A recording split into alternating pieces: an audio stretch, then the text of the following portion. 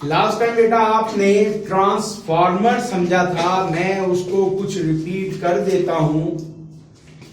Transformer easily समझ में आ गया होगा क्योंकि उसमें दो क्वाइलों का फंक्शन है जो हमने पीछे सेल्फ इंडक्शन में समझा था। तो ट्रांसफार्मर क्या है? वर्ड ट्रांसफॉर्म, ट्रांसफॉर्म का मतलब है टू अल्टर, चेंज करना। क्या चेंज करना है? वो डिवाइस है जो लो वोल्टेज को हाई कर देता है, जिसको हम स्टेप अप, या फिर हाई वोल्टेज को लो कर देता है, step down. This is called transformer. ठीक है जी।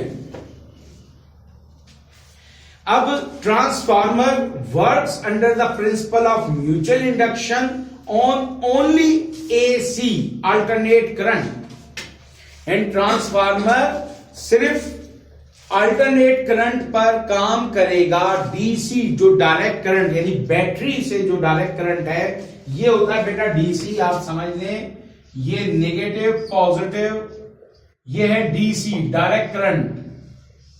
आपने ट्रांसफार्मर में ऐसी वेव, ये है अल्टरनेट करंट। ठीक है जी। अब हमारे पास अल्टरनेट करंट जनरेटर, जिसको हम कहते हैं AC generator, DC generator, electric motor, ये हमारे कोर्स से इमिट आउट है, मगर मैं फिर भी आपको इसकी कंस्ट्रक्शन और बेसिक नो हाउ दे देता हूं जो आपके बड़ी काम आएगी। ठीक है। अब यहां समझ लें कि एसी पर ट्रांसफार्मर क्यों काम करता है, उसमें भी मैंने समझाया था। अब देखें एसी क्या है। डीसी तो है जो कंटिन्यूअस करंट आ रहा है। ठीक है। तो आपको याद होगा म्यूचुअल इंडक्शन या सेल्फ इंडक्शन में हमने डीसी लगाकर बैटरी लगाई थी, क्योंकि उस वक्त तक हमारे पास थी सिर्फ बैटरी। ये alternate current self mutual induction के बाद आया। ठीक है ना। तो हुआ क्या कि उसको हमने क्या करना था कि अगर हम डीसी करंट देते हैं म्यूचुअल इंडक्शन को, तो हमारा पर्पस पूरा नहीं होता। यानी हमें उस कॉइल से जो ईएमएफ चाहिए वो क्या है, rate of change of flux, वो डीसी करंट पर नहीं मिलेगा। वो किस करंट पर मिलेगा कि डायरेक्ट करंट। बेटा डीसी का मतलब है डायरेक्ट, डायरेक्ट का मतलब कंटिन्यूअस आने वाला, जो सीधा आता चले जाए। अब ये क्या है, अल्टरनेट। अल्टरनेट क्या है, एक दफा करंट आया फिर खत्म। अब आप देखें यहां करंट कैसे आ रहा है, जीरो से शुरू हो रहा है, मिनिमम मैक्सिमम मैक्सिमम, फिर मिनिमम की तरफ जा रहा है, फिर खत्म। फिर थोड़ी देर में यहां से लूप शुरू होगा, मिनिमम मैक्सिमम, अल्टरनेट, रुक रुक कर आने वाला। जैसे होता है ना, you must come at here in alternate days, यानी मंडे तो ट्यूसडे गायब हो जाए, वेडनेसडे को आए, फिर थर्सडे नहीं आए, और फ्राइडे को आए, सैटरडे ऑफ। ठीक, ये है अल्टरनेट। तो जो अल्टरनेट करंट है वो रुक रुक के आ रहा होता है, और फिर उसके आने में भी वो पूरा डायरेक्ट नहीं होता। क्या होता है, जीरो से शुरू होता है मैक्सिमम, फिर मैक्सिमम से मिनिमम। तो यहां अल्टरनेट जनरेटर बनाऊंगा, फिर आपको पता चलेगा क्यों ऐसा मसला उसमें होता है। और हमें ट्रांसफार्मर चलाने के लिए भी ऐसा ही करंट चाहिए। ठीक है जी। अब उसमें क्या था कि जो मैं बताया था, जो आप अल्टरनेट करंट देंगे तो जो प्राइमरी कॉइल में जब अल्टरनेट करंट जाएगा तो क्या था, rate of change of current produce rate of change of flux, that will produce effect on the secondary coil. Secondary coil पर इफेक्ट प्रोड्यूस करेगा।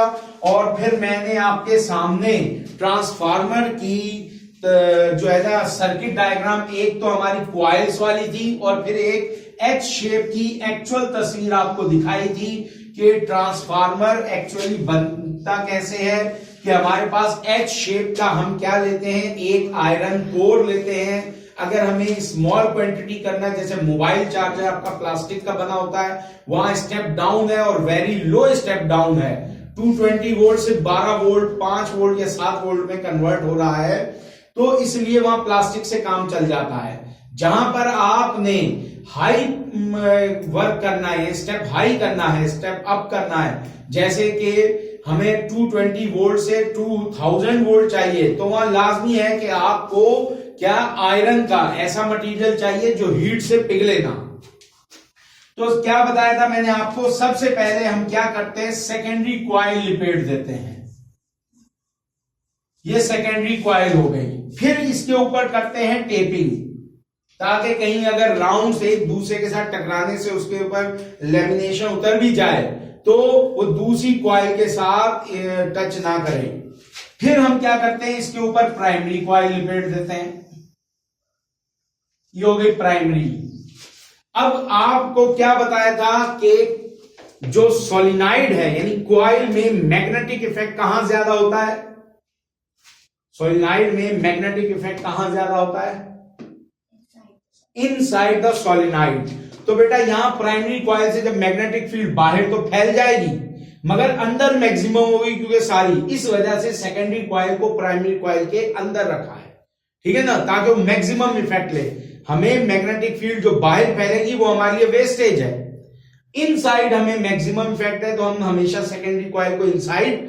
तो सेकेंडरी कॉइल पर जब rate of change of flux होगा तो बेटा ईएमएफ प्रोड्यूस हो जाएगा, ठीक। फिर मैंने आपको ये बताया था नंबर ऑफ टर्न्स पर हमारी एक इक्वेशन बनी थी कि ईपी एनर्जी या volt from primary ratio with volt from secondary depends on the NP number of turns of the coil of primary number of turns of the coil of secondary, ठीक है जी।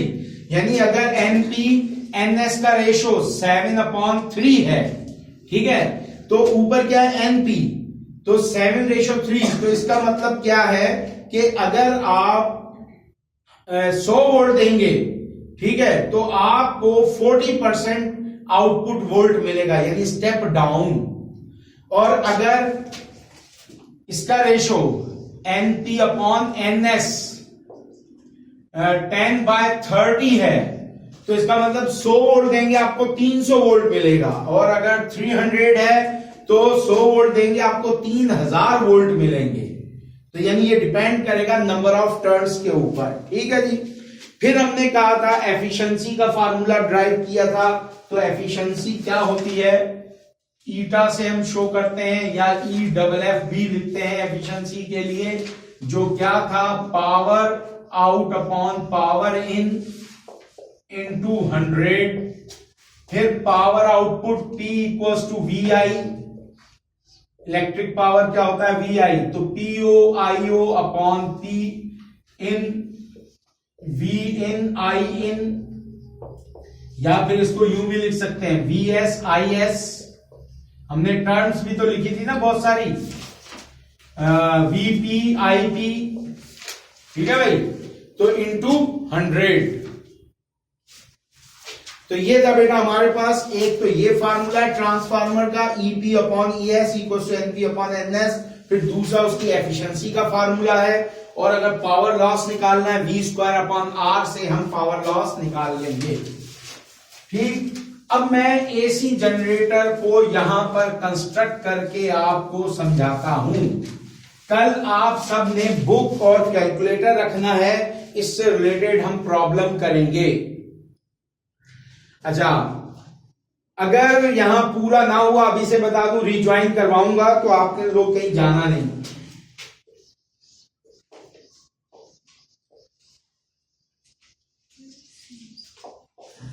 Alternate current generator. अब generator क्या है, जो क्या करता है बेटा, converts mechanical energy into electrical energy in form of alternate current. ये है बेटा इसकी डेफिनेशन। जो डिवाइस क्या है, converts mechanical energy into electrical energy in form of alternate current, ठीक है भाई। अब इसके अंदर क्या होता है बेटा, हमारे पास कॉन्केव शेप मैग्नेट होते हैं। अब मैं यहां बनाता हूं,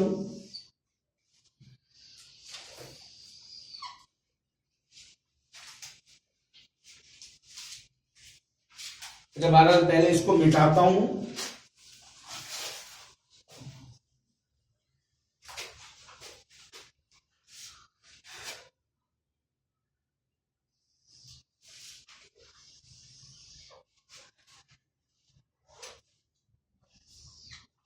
यह आपने समझना है, बनाना नहीं है, सिर्फ आप इसको बनता हुआ देखेंगे।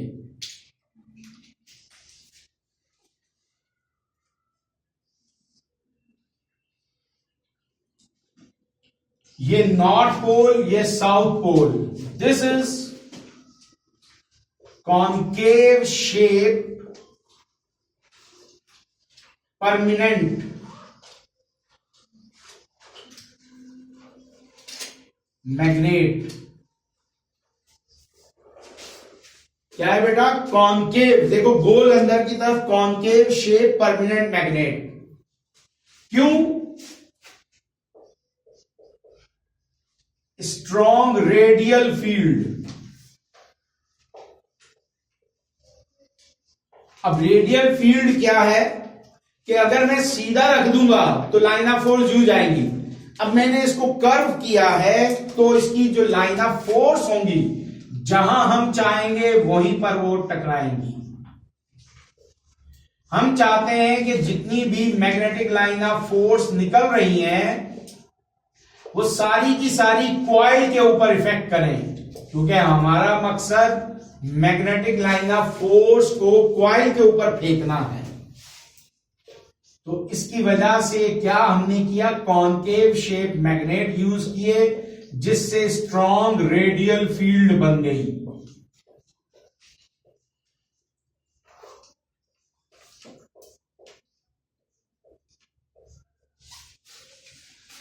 अब क्या है बेटा? यहां पर है एक iron rod.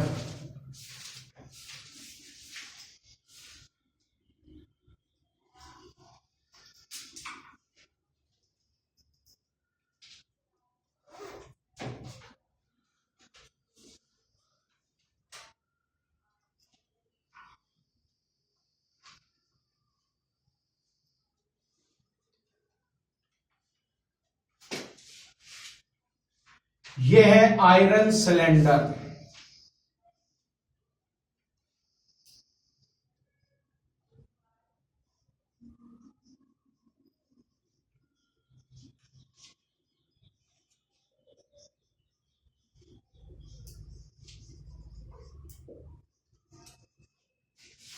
Iron rod, iron cylinder.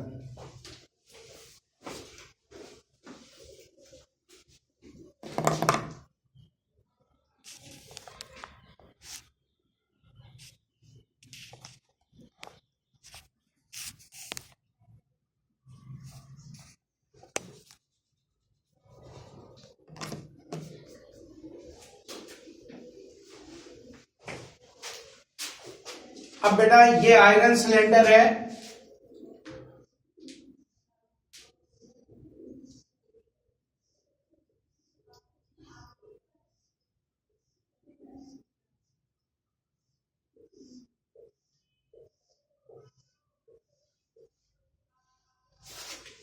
इसके ऊपर इंसुलेटेड कॉपर वायर, ये कॉपर वायर लिपेट दी हमने।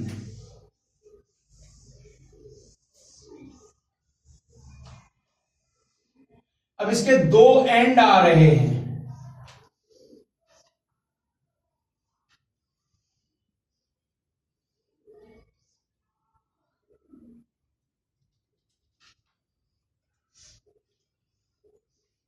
ठीक है भाई। ये क्या है? Insulated copper wire.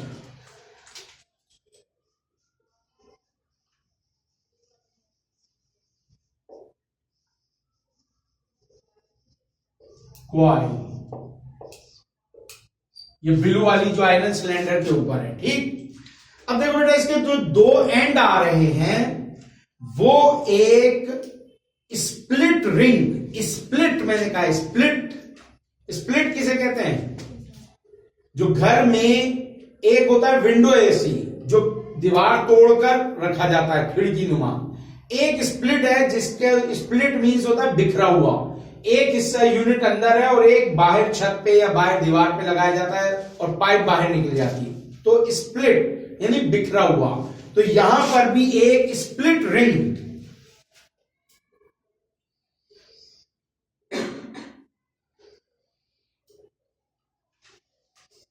ये देखें दरमियान से कटी हुई है, ये क्या है? Split ring.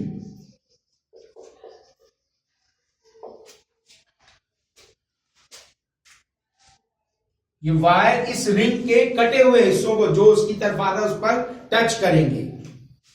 फिर यहां एक तरफ होता है कार्बन कलेक्टिंग ब्रश।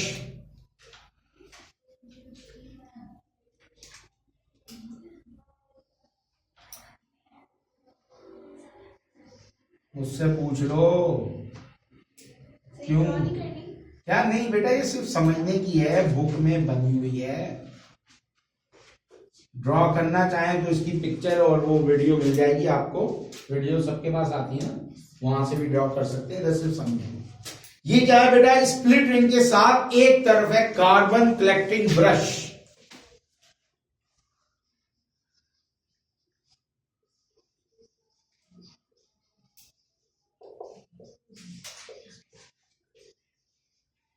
फिर इसके साथ ये एक वायर है।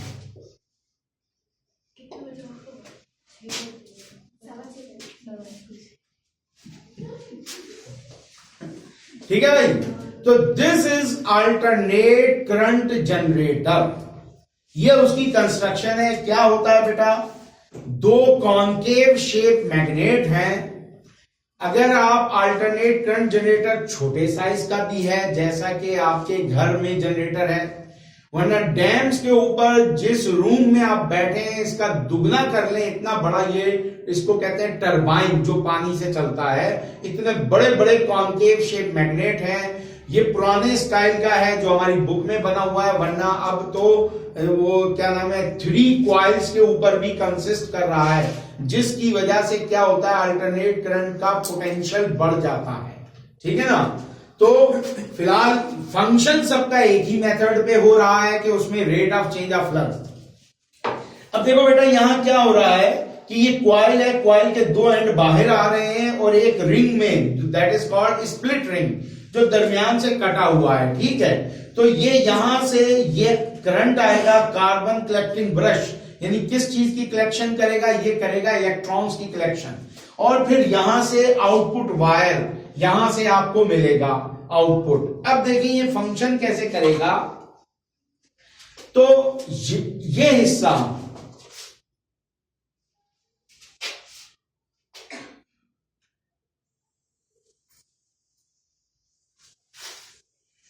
ये आप देख रहे हैं, ये बंद होता है बेटा एक बॉक्स में। जैसे आपने देखा होगा आपके घर में अगर जनरेटर है तो जहां से करंट तार आ रहा है, तार तो खैर एक अलग जगह से आ रहा होता है, मगर उसके साथ इंजन के साथ एक छोटा सा वो ड्रम नुमा चीज है, वो यही चीज है। ठीक है ना? वो सारी पैक होती है ताकि उसमें पानी वगैरह ना जाए। अब ये रॉड बाहर निकली हुई होगी, यानी अगर डैम में हम देखेंगे तो ये सारा सील पैक होगा, क्योंकि पानी है, पानी अंदर नहीं आ पाए।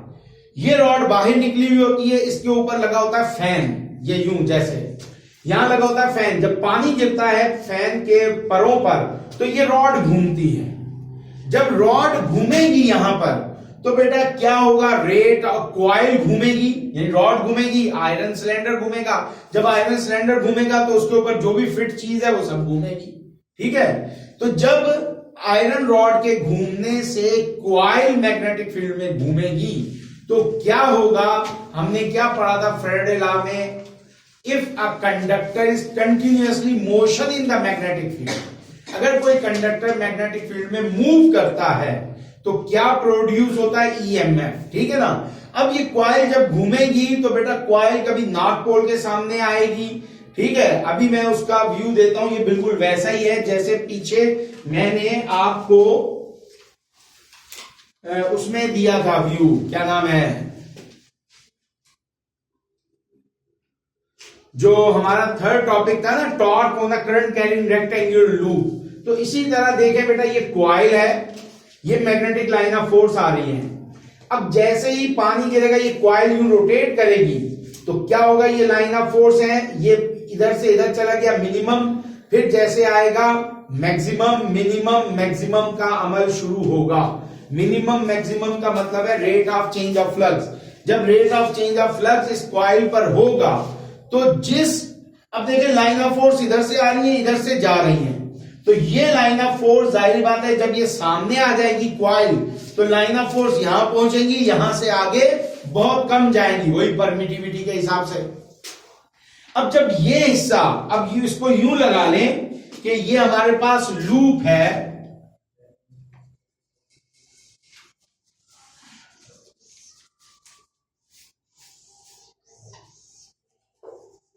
ए बी, ये सी डी, ठीक है भाई।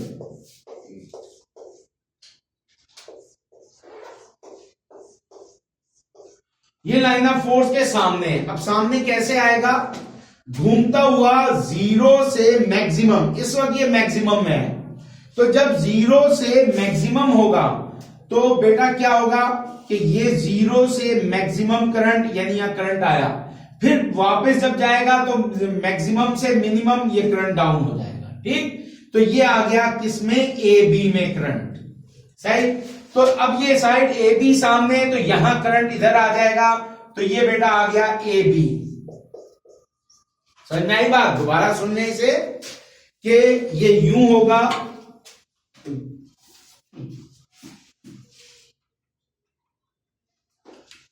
अब आप देखें,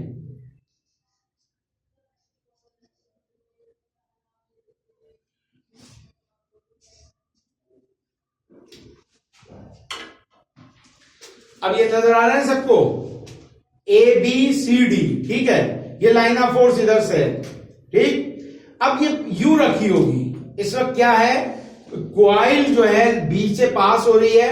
अब ये घूमता हुआ क्या हुआ, ए बी सामने से आके रुकना नहीं है, क्योंकि जहां रुका वहां करंट गायब। ये इस वक्त क्या हो रहा है, जीरो से शुरू हो रहा है, ठीक है। ए बी सामने से आके मिनिमम से मैक्सिमम की तरफ जा रही है, फिर मैक्सिमम से मिनिमम की तरफ। तो बेटा करंट भी 0, 1, 2, 3, 4, 5 जितना भी मैक्सिमम 50, 100, 200 जितना भी होना है यहां तक गया, फिर उसके बाद डाउन जाना शुरू हो जाएगा, ठीक है। जितना ऊपर जाएगा उसी हिसाब से नीचे जाएगा, ठीक। तो ये ए बी की साइड जब यहां घूमेगी तो वो करंट इधर चला गया। अब क्या हो रहा है, अच्छा दोबारा देखो भाई, ये यूं पड़ा हुआ है, ये आपको नजर आ रहा है ए बी सी डी, ये इस टाइम यूं पड़ा हुआ है, ठीक। वो लास्ट टाइम जब कागज बनाया था ना, उसका एक लूप दिखाया था, तो एक लूप पे हम इसे समझते हैं, तो लाइन ऑफ फोर्स के बीच में से गुजर रही है, तो ए बी पर कोई इस टाइम फ्लक्स नहीं है, यूं है, नजर आ रहा है भाई। ए बी इधर आ गया, फ्लक्स अब यहां से गुजर रहा है, ए बी साइड ये है। तो जैसे ये घूमता हुआ जीरो से मैक्सिमम, अब सामने आ गया, देखो, ठीक है भाई, सामने आ गया, सामने से ये यूं आता हुआ गुजरा, तो जीरो से मैक्सिमम आ गया, फिर यहां से जाता हुआ उस तरफ गया, तो मैक्सिमम से फिर क्या हो गया, जीरो, ठीक। अब ए बी गुजर गया है, अब क्या हो रहा है, दूसरी तरफ यहां क्या लिखा है बेटा, सी डी। अब सी डी सामने से आके गुजरेगा, तो सी डी का अब यहां ए बी वाला हिस्सा ऊपर है, इसमें करंट नहीं आना, यानी अब ये सी डी इस तरफ आ गया, तो सी डी में करंट, यानी इस वाले टर्न में ये उधर चला जाएगा, इसमें करंट मिनिमम से मैक्सिमम, तो वो बेटा इधर जाएगा, फिर यहां पर सी डी।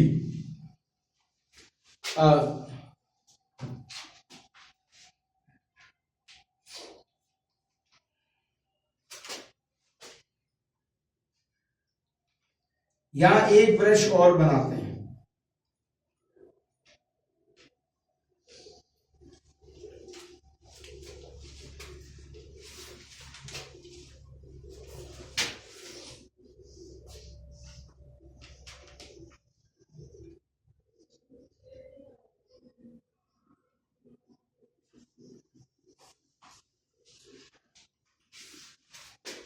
एक मिनट, इसको यूं भी बना सकते हैं हम,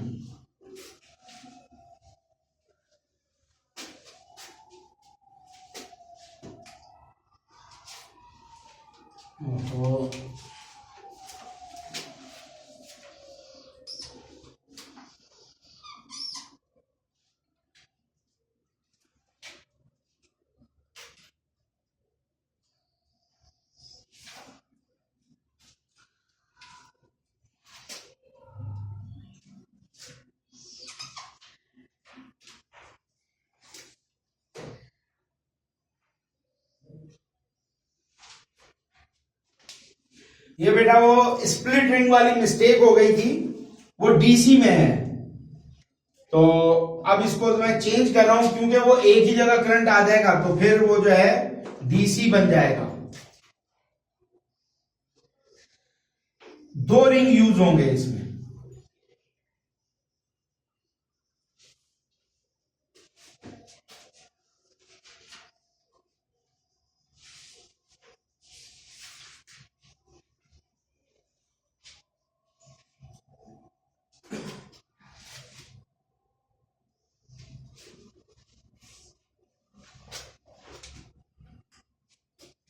ये कहलाएंगे स्लिप रिंग्स, स्प्लिट रिंग नहीं। अब ये पूरे रिंग्स हैं, वो मैंने डीसी का बना दिया था। फंक्शन वही सेम है, जहां तक फंक्शन सेम है, सिर्फ रिंगों में फर्क है। स्लिप रिंग में जैसे अभी मैंने बताया ए बी साइड सामने से गुजरेगी, तो बेटा उसका ए बी का ये करंट यहां से इधर आ गया ए बी, ठीक है। फिर ये जब सीडी सामने आएगी तो उसका करंट इधर रिंग इधर घूमेगा, यानी ए बी का रिंग इसमें घूमना है। रुक जाए जरा एक मिनट।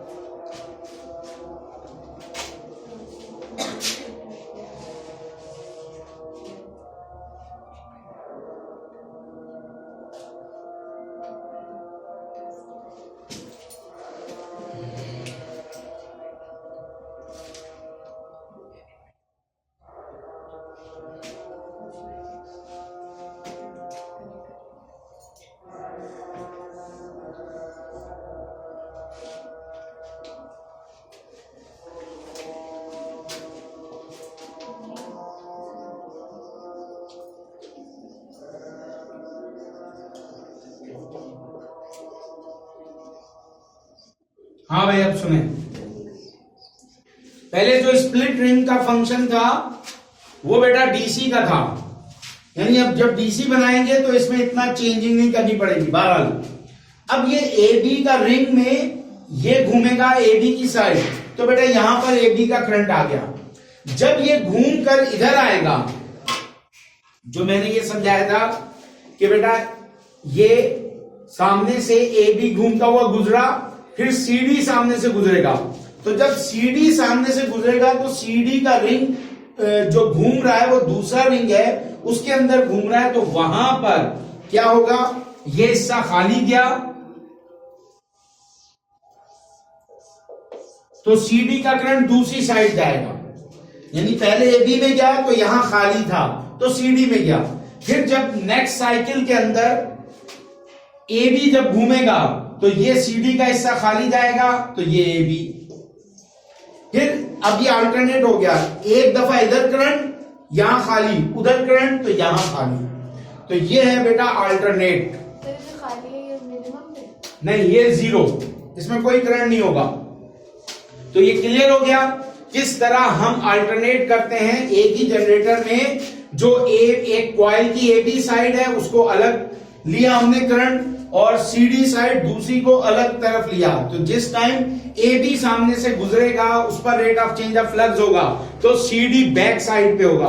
तो जब सीडी सामने से गुजरेगा तो ए बी बैक साइड पे होगा, तो उसका rate of change of flux दूसरी जानिब होगा। नहीं, डिफरेंस कुछ नहीं होगा। फॉर एग्जाम्पल यहां पर अगर 100 वोल्ट है तो यहां भी 100 वोल्ट। फर्क क्या है, जब ए बी में आएगा ना, ए बी साइड में, उस टाइम सीडी में करंट नहीं होगा। अब ये किस पर्पस के लिए इस्तेमाल हो रहा है, जैसे बताया, जहां हमें ईएमएफ जनरेट करना है। कौन सा, हमें ईएमएफ के लिए क्या चाहिए, rate of change of current. तो ये हमें rate of change of current मुसलसल दे रहा है। ठीक है भाई। तो अब ये क्या था बेटा, हमारे पास अल्टरनेट करंट जनरेटर। अब हमारे पास ये अल्टरनेट करंट जनरेटर ज्यादा से ज्यादा 1000 वोल्ट या 1500 या 2000 वोल्ट जनरेट करता है, ठीक है। मगर हमारी नीड कितनी है, अगर क्योंकि हमारे पास मुश्किल से 3-4 डैम है, बाकी बड़े बड़े बाकी छोटे छोटे डैम है, और जो बिजली कम पड़ती है या ये मसले होते हैं, तो इससे यहां से निकाल कर AB जो करंट है, जो अल्टरनेट करंट है, वो ट्रांसफार्मर को दे दिया जाता है। वो ट्रांसफार्मर क्या करता है, इसको वेरी हाई स्टेप अप कर देता है। यानी अगर फॉर एग्जांपल 100 वोल्ट है, या 100 वोल्ट तो खैर नहीं आता, 1000-1200 वोल्ट जनरेटर से आ रहा है, तो उसको 20,000 वोल्ट 25,000 वोल्ट में कन्वर्ट कर देता है स्टेप अप ट्रांसफार्मर। इस फंक्शन का नाम है जो है ना ग्रिड स्टेशन इसको कहा जाता है। अब ये ग्रिड स्टेशन जनरेटर के बाहर स्टेप अप में होते हैं, फिर शहरों के बाहर भी ग्रिड स्टेशन होते हैं। वो क्या करते हैं कि जो पीछे से वायर से इलेक्ट्रिसिटी आ रही होती है, तो शहरों में जब पहुंचती है, तो जहां इंडस्ट्री को हाई वोल्टेज चाहिए होता है, तो वो जितना चाहिए होता है उस हिसाब से, फॉर एग्जांपल 20,000 पहुंचा शहर के बाहर, तो वो ग्रिड स्टेशन क्या करेगा, वहां पर step up step down transformer होते हैं। तो जिसको जितनी चाहिए उस हिसाब से अप करके, फॉर एग्जांपल फैक्ट्री को 25,000 वोल्ट चाहिए, तो उसको स्टेप अप करके उसको प्रोवाइड कर दी।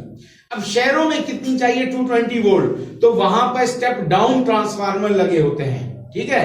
ये अब पहले तो शहर छोटे छोटे होते थे, तो शहरों से बाहर ब्याबान में होते थे, मगर अब चूंकि शहर कराची शहर में भी आपको ऐसे एरिया नजर आ जाएंगे जो बहुत बड़े, जहां बड़े बड़े खंबे, वो तो हाई टेंशन लाइन कहलाती है, उसके नीचे काफी एरिया घिरा हुआ है, और उसमें आप जो वहां पे ट्रांसफार्मर लगते हैं, वैसे ही उसके अंदर बड़े बड़े ट्रांसफार्मर देख लेंगे आप, ठीक है ना। तो ये हमारे पास अल्टरनेट करंट क्या है, इसके क्या फायदे हैं कि ये एक तो स्टेप अप स्टेप डाउन हो सकता है, नंबर 1 हमारी नीड के मुताबिक। फिर दूसरा क्या है कि जो हमारा अल्टरनेट करंट है, जर्किंग करंट, ये लॉन्ग रन जाता है।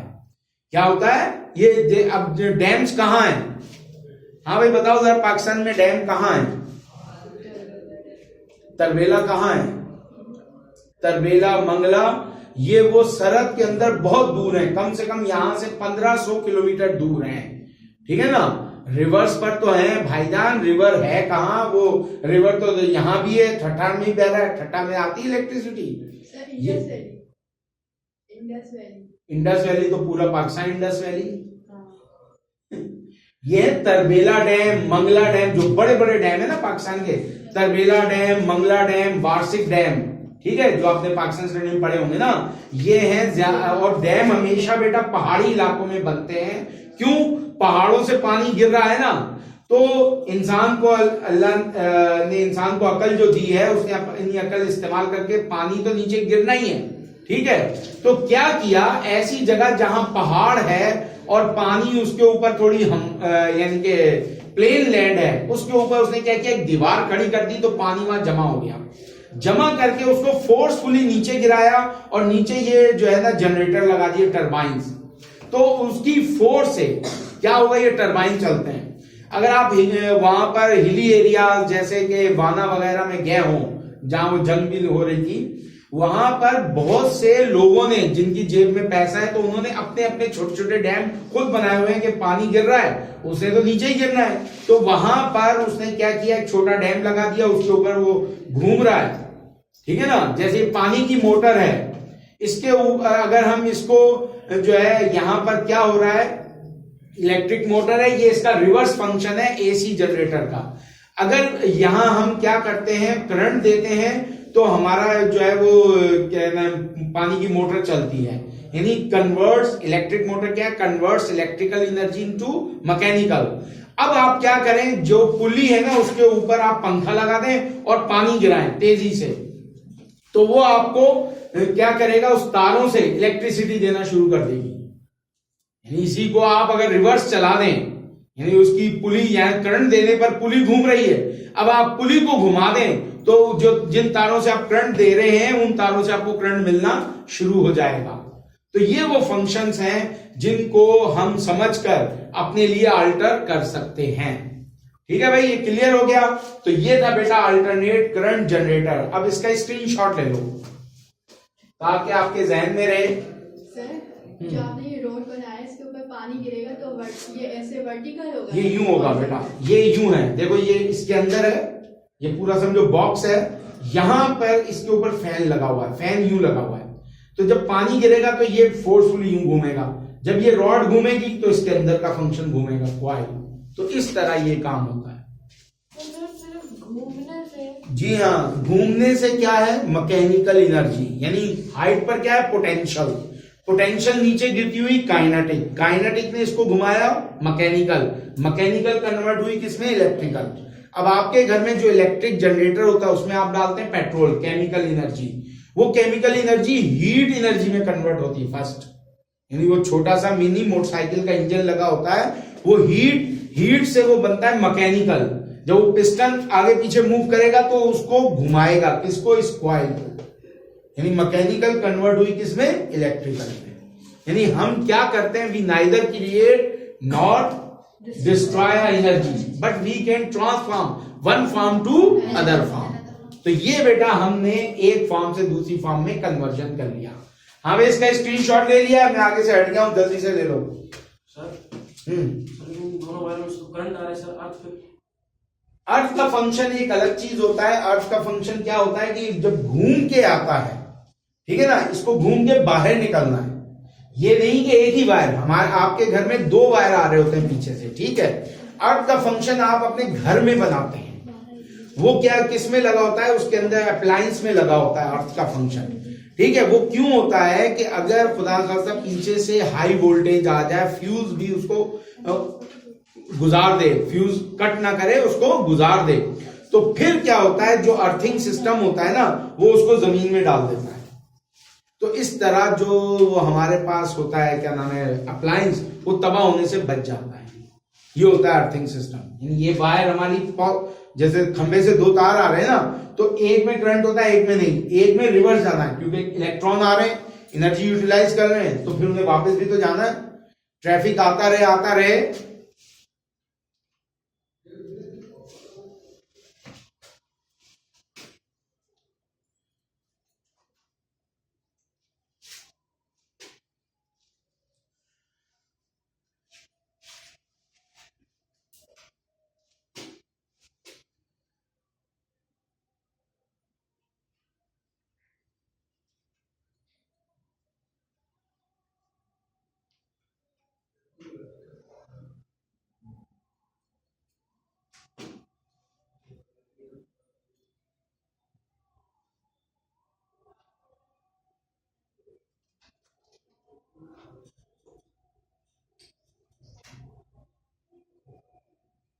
क्या हो गया, बाकी कहां भाग लिए,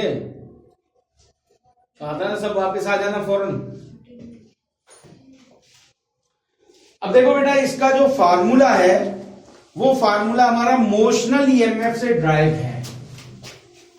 मोशनल ईएमएफ लास्ट टाइम संतोष ने पूछा था,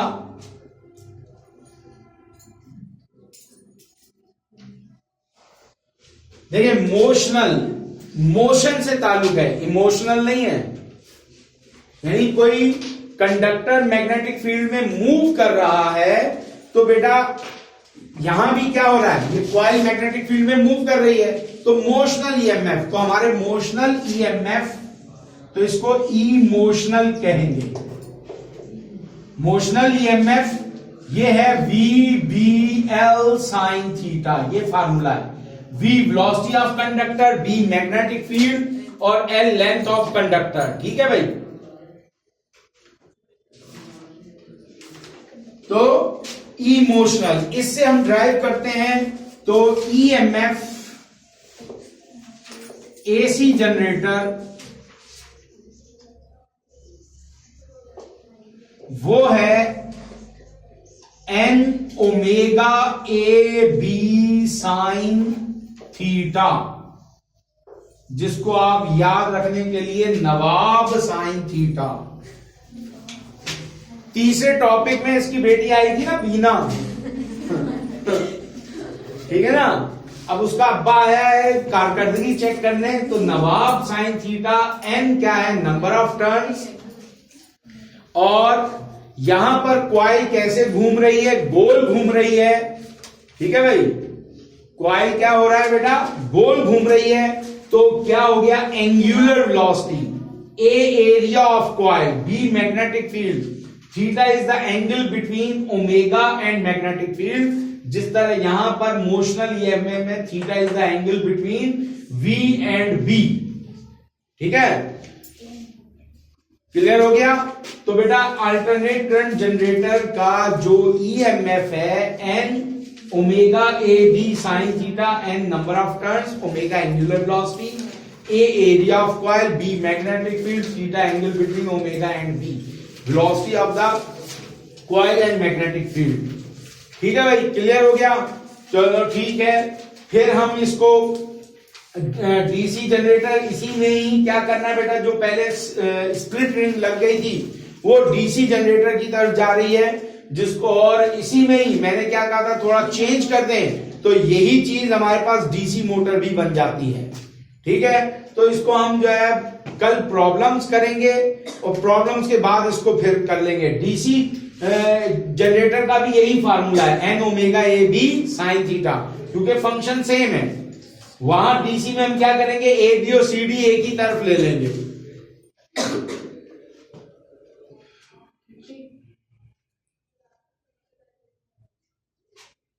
क्लियर हो गया ये, चलो ठीक है। कल बुक और कैलकुलेटर सब रखना अपने पास।